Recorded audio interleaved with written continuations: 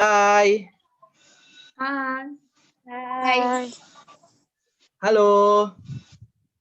Halo. Assalamualaikum warahmatullahi wabarakatuh. Waalaikumsalam warahmatullahi wabarakatuh. Selamat sore semuanya. Sore kembali. Sore. Bagaimana kabar kalian semua? Alhamdulillah. Luar biasa. Alhamdulillah. Baiklah, pada sore hari ini kita akan menjalankan kegiatan yang dimana kita akan menjalani kegiatan coaching kopo. Biasanya coaching kopo kita adakan secara di ruangan gitu. Tapi kali ini kita adakan secara virtual karena kondisi yang tidak memungkinkan membuat kita tidak bisa tatap muka. Jadi kita lakukan secara virtual melalui Zoom seperti ini. Sebelum saya lanjutkan, saya ingin menginformasikan identitas saya supaya nanti kita tidak ada rasa canggung, dan juga nanti saya ingin kalian juga menginformasikan identitas kalian. Jadi kita saling mengenal satu sama lain. Jadi tidak ada rasa canggung dalam menjalankan kursi kelompok itu nanti.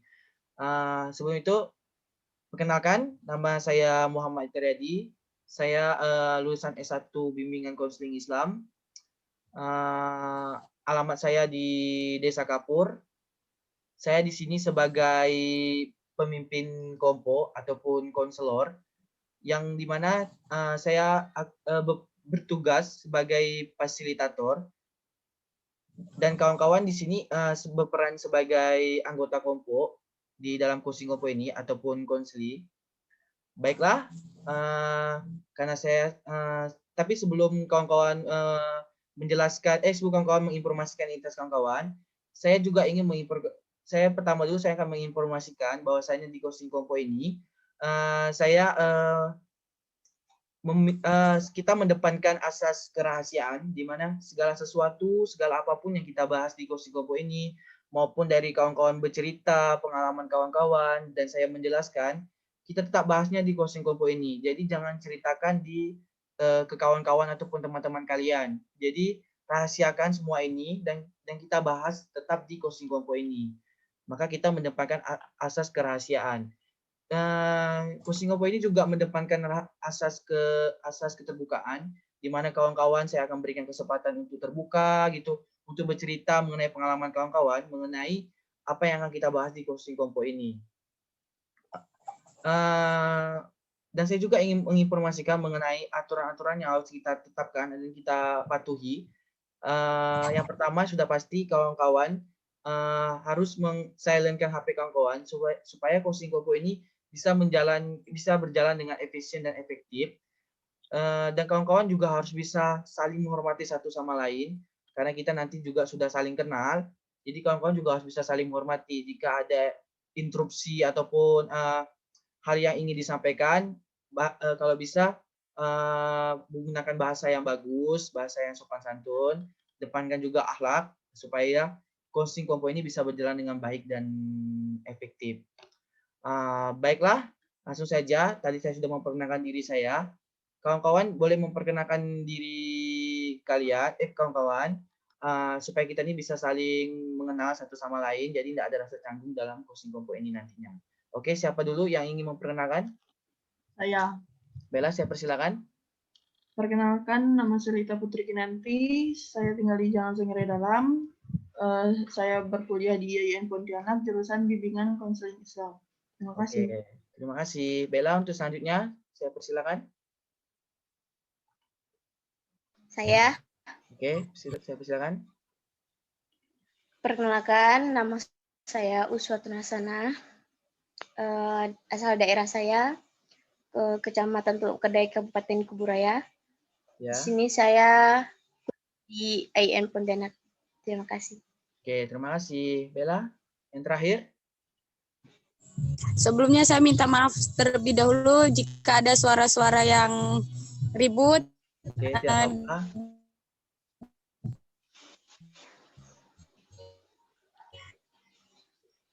Di sini perkenalkan, nama saya Coba diulang Suci, coba diulang. Diulang perkenalannya. Perkenalkan, Ya, perkenalkan nama saya Suci Rahmadanti. ya, Saya tinggal di Jalan Sungai Raya Dalam. ya. Terima kasih. Oke, sama-sama. Baiklah, kawan-kawan sudah menginformasikan identitas kawan-kawan, sudah menyebutkan identitas kawan-kawan. Kita lanjut. Untuk coaching kelompok yang secara virtual ataupun daring ini, kita akan membahas mengenai tema yaitu underachiever. Saya akan jelaskan sedikit mengenai underachiever ataupun informasikan sedikit. Underachiever ini bahasa ilmiahnya ataupun bahasa Inggrisnya. Jadi untuk bahasa sederhananya, yaitu seperti kalau seorang individu tuh tidak mampu menyadari akan potensi yang dimilikinya ataupun IQ, dia tuh punya IQ yang di atas rata-rata, hanya saja dia tidak mau memanfaatkan IQ tersebut dalam hal belajar. Jadi underachiever ini arahnya ke hal belajar. Jadi kalau dalam melakukan pembelajaran, dia mulai rasa tidak ada sungguh-sungguh dalam belajar, tidak ada keseriusan, hanya cuek dan terus-terus. Padahal dia bisa, mungkin bisa melebihi ekspektasi seseorang. Artinya itu IQ-nya tinggi, tapi dia tidak mau berjuang atau memanfaatkan IQ tersebut atau mengembangkan IQ tersebut. Jadi orang-orang seperti ini dikategorikan sebagai underachiever. Untuk selanjutnya, tadi itu saya sudah menginformasikan sedikit ya mengenai underachiever. Mungkin kawan-kawan mungkin sudah paham. Jadi saya ingin kawan-kawan ini coba identifikasi diri kawan-kawan, dalam diri kawan-kawan, analisis diri kawan-kawan. Kira-kira ini apa sih yang memicu terjadinya underachiever itu yang saya jelaskan tadi dalam diri kawan-kawan. Jika ataupun kalian bisa ceritakan pengalaman kawan-kawan mengenai underachiever, nanti pasti ada penyebab ataupun pemicu yang membuat underachiever ini terjadi dalam diri kawan-kawan. Boleh siapa dulu yang ingin bercerita, ingin menyampaikan? Saya persilakan.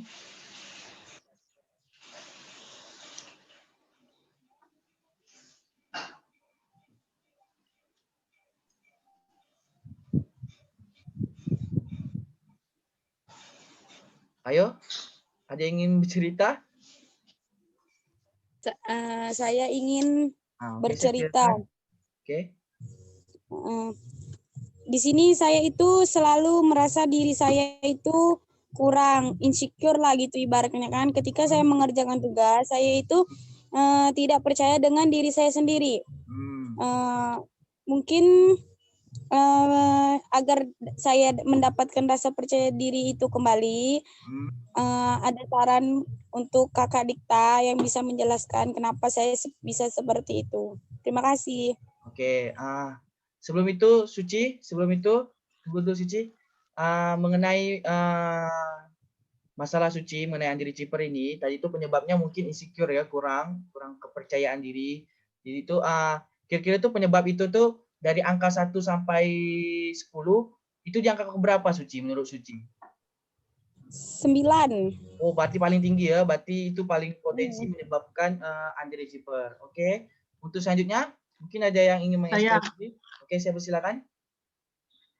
Jadi itu Pak, saya tuh merasa saya ini kurang ada potensi dalam diri saya. Selain itu tuh, maka dari itu tuh buat saya tuh malas gitu kan untuk menjalankan tugas lah gitu. Karena saya ini kadang tuh merasa tidak percaya diri dengan diri saya. Kadang juga saya takut dikritik dengan orang lain. Makanya potensi saya ini kayak hilang ya gitu, terkubur. Jadi itu bagaimana lah gitu. Oke, berarti hampir sama ya seperti saudari Suci.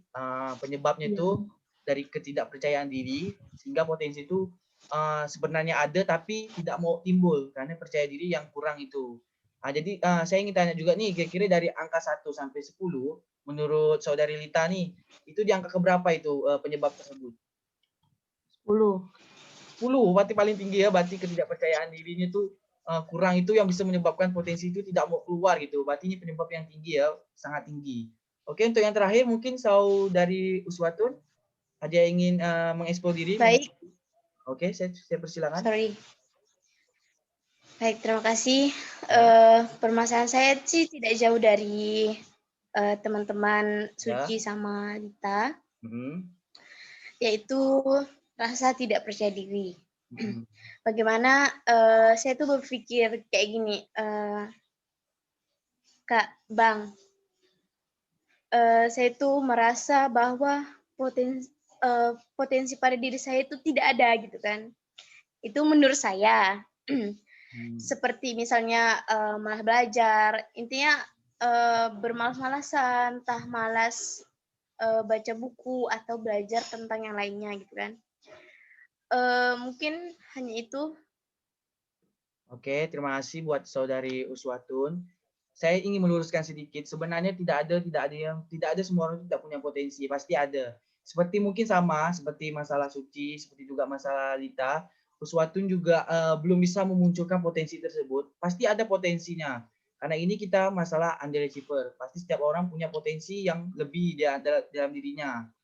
Hanya saja itu belum mampu mensadarkan diri ataupun belum mampu menimbulkan. Seperti tadi saudari Uswatun, penyebabnya itu mungkin malas gitu, malas.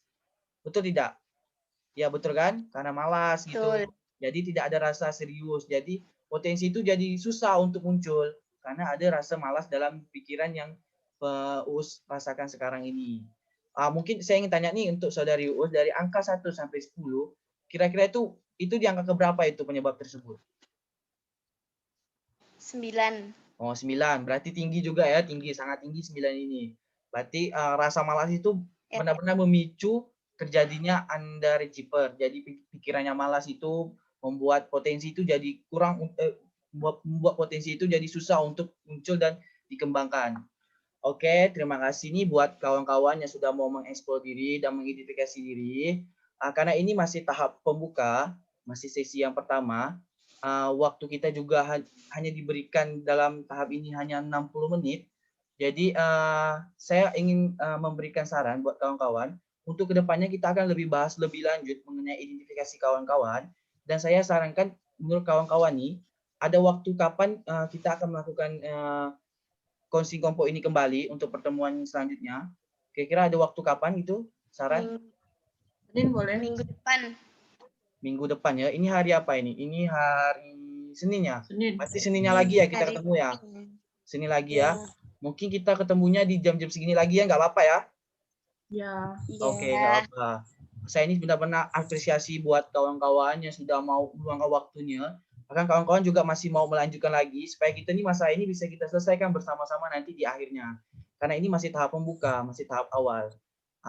Jadi saya apresiasi buat kawan-kawan yang masih semangat, yang begitu semangat untuk menjalani kegiatan coaching kelompok ini. Meskipun kita tidak bisa tatap muka ya, sebenarnya tatap muka itu lebih asik gitu, lebih asik. Jadi lebih enak mengeksplor dirinya. Tapi secara virtual ini nggak apa-apa. Kita memanfaatkan teknologi yang ada.